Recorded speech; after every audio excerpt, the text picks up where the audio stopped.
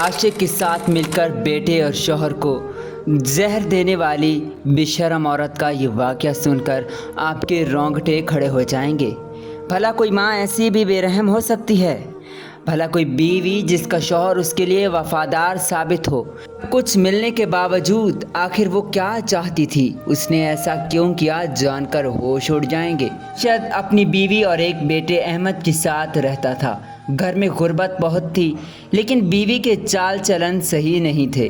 वो बहुत मॉडर्न और फैशनेबल थी। उसे बेटे से भी इतनी मोहब्बत नहीं थी। शौहर को नौकरी कहीं नहीं मिल रही थी। बीवी बार बार यही कहती, आज तक तूने मुझे दिया ही क्या है, खुशी से ज़िंदगी जी ही नहीं सकती मैं, आज मैंने होटल में जाना है। शौहर कहने लगा, बेगम पैसे 1 रुपया तक नहीं, बेटे की फ़ीस भरनी है, उसके लिए पैसे नहीं, तुम होटल में कैसे जा सकती हो। लेकिन वो नाराज़ होकर चली गई। शौहर ने किसी दोस्त से उधार मांगा और अपनी बीवी बेटे को होटल में ले जाने के लिए चल पड़ा। रास्ते में तो कुछ और ही हुआ। एक नौजवान जो उसकी बीवी को पीछे से इशारे कर रहा था, जैसे कि उनका पहले से कोई चक्कर चल रहा हो।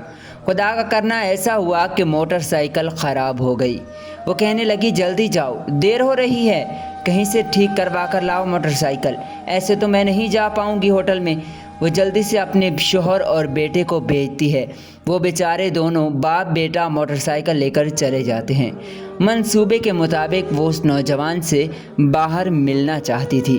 वो नौजवान उसके पास आया और कहने लगा, मुझे अपना नंबर दो। तो लड़की उसे नंबर देती है। इस तरह दोनों की मुलाकात अब काफ़ी हद से आगे गुजर चुकी थी। दोनों गलत रिश्ते में बंधने वाले थे। ये बात बाप बेटे को पता नहीं थी। एक दिन उसके शौहर को नौकरी वालों का फ़ोन आ जाता है कि उसकी नौकरी लग गई है, वो जल्दी ही निकल आए। वो बेटे को खुशी खुशी ये खबर सुनाता है, बेटा जल्दी जाओ, अपनी माँ को बुला कर लाओ, बहुत बड़ी खुशखबरी आई है। बेटा जल्दी से माँ को बुला कर लाता है। वो औरत खुश तो होती है कि शुक्र है नौकरी लग गई है, अब हमारे घर के हालात बेहतर हो जाएंगे। बाप बेटे को कहने लगा, अपनी माँ का ख्याल रखना, इससे तंग मत करना। वो अपनी बीवी को अलविदा करके और बेटे को अलविदा करके घर से चला जाता है। आलिया बहुत खुश हो गई कि अब तो जान छूट गई, वो जो करे उसकी मर्जी। बेटे को दुकान पर भेजकर वो अपने आशिक को फ़ोन लगाती है, कहाँ हो तुम? मैं घर में अकेली हूँ और तुम्हारा इंतज़ार कर रही हूँ। फ़ोन करने की देर थी, वो घर आ गया। दोनों मुलाकात कर रहे थे, आपस में बातें कर रहे थे। हाथों में हाथ डालकर वो बेशर्म औरत उससे हंस हंस के बातें कर रही थी। अब तो वो हद पार करके कमरे में चली गई। अचानक उसका बेटा ऊपर से आ गया। जब उसने बातें सुनी तो वो छुपकर देखने लगा। वो हैरान रह गया कि मेरी माँ इतनी गलत हो सकती है। वो जल्दी से वीडियो बनाने लगा, क्योंकि वो असलियत तो पहले से ही जान चुका था, ताकि वो अपने बाप को दिखा सके।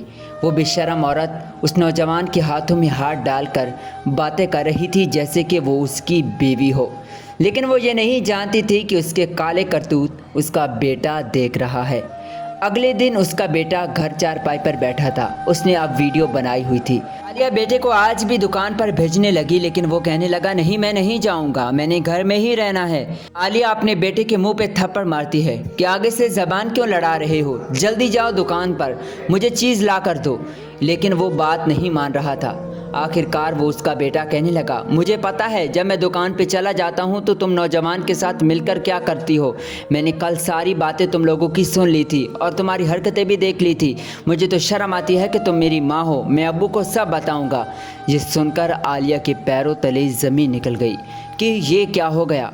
अब तो इसका बेटा उसके शौहर को बता देगा तो उसकी ज़िंदगी अजाब बन जाएगी। वो जल्दी से उसी आशिक को दोबारा फ़ोन मिलाती है कि मैं तो बड़ी मुश्किल में फंस गई हूँ, मुझे कोई हल बताओ। तो वो आगे से कहता है कि मुझसे मिलने आओ, मैं तुम्हें कोई ना कोई हल ज़रूर बताऊँगा। आलिया जैसे ही कमरे से निकलने लगी तो उसने बाहर देखा कि उसका बेटा वीडियो बना चुका था और वो वीडियो देख रहा है और ये भी कह रहा था कि अब्बा को ज़रूर दिखाऊंगा। अब तो आलिया बेइंतहा डर चुकी थी। डरते हुए उस नौजवान से मिलती है और कहती है, अब तो हमारा काम पूरा होगा। कल जब तुम मुझसे मिलने आए थे तो मेरे बेटे ने छुपकर वीडियो बना ली, अब वो मेरे शौहर को दिखाएगा।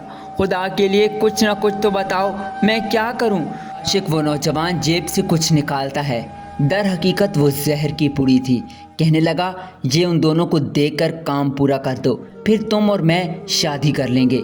اور ساری پراپرٹی بھی ہتھیا لیں گے۔ تمہارے شوہر کی بہت جائیداد ہے، وہ ہم دونوں کی ہو جائے گی۔ لیکن عورت نہیں مان رہی تھی، کہنے لگی میں یہ ظلم نہیں کر سکتی، میرا بیٹا اور شوہر، میں کیسے اپنے ہاتھوں سے انہیں مار سکتی ہوں؟ نوجوان کہنے لگا تو پھر مجھے کیا، خود ہی پھنس چکی ہو تم۔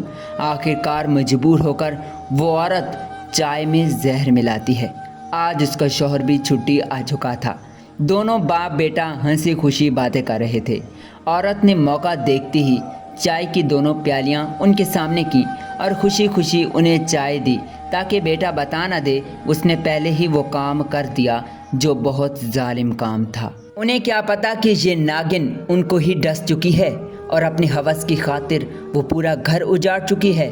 وہ بیچارے دونوں باپ بیٹا چائے پیتے ہیں لیکن اچانک زہر کا اثر ہونے لگتا ہے۔ اس کے دل میں ذرا بھی خوف نہیں آ رہا تھا۔ آخر کار وہ ہوا جس کا کبھی کسی نے سوچا نہیں تھا۔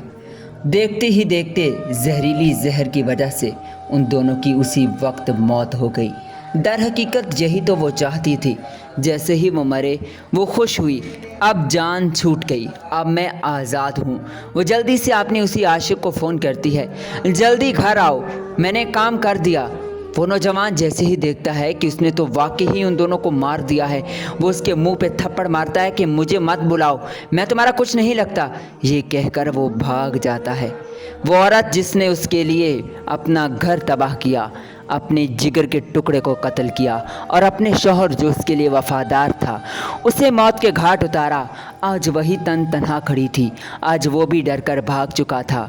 ایسی ہی ہوتی ہیں نادان عورتیں۔ دن پہلے سوشل میڈیا پر ایک واقعہ سامنے آیا کہ ایک ماں نے اپنی بیٹی اور بیٹے کو قتل کر دیا۔ اللہ تعالیٰ ایسے لوگوں کو ہدایت دے اور حالات بہتر کرے، آمین۔